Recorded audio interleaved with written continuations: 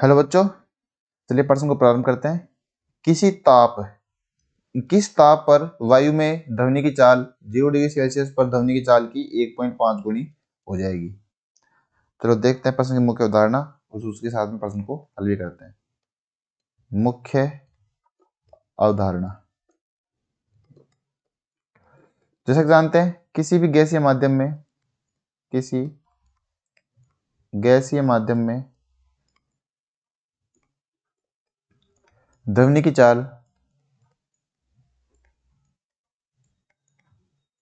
लिखी जाती है v बराबर गामा p बटा रो। ठीक है, एक गैसीय माध्यम के लिए बात कर रही है। ठीक है,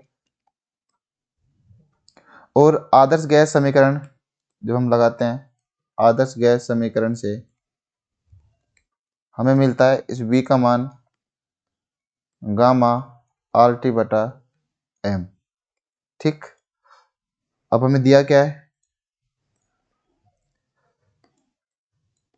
दिया है क्या, सबसे पहले तो ध्वनि की चाल जो है वो 0 डिग्री सेल्सियस, ये जो है ध्वनि की चाल जो है वो 0 डिग्री सेल्सियस पर ध्वनि की चाल की 1.5 गुनी है।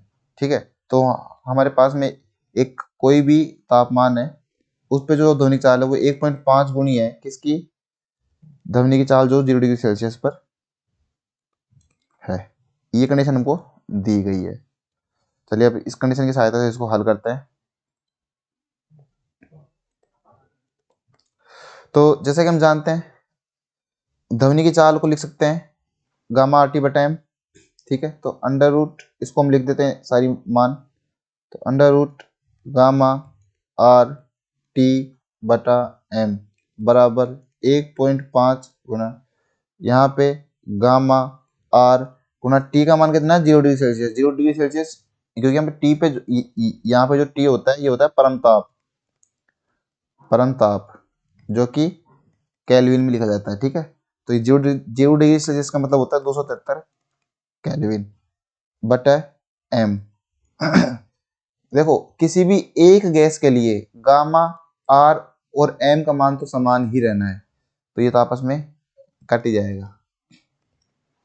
ठीक है, तो यहां से अगर मैं दोनों तरफ वर्ग करूं, दोनों तरफ वर्ग करने पर,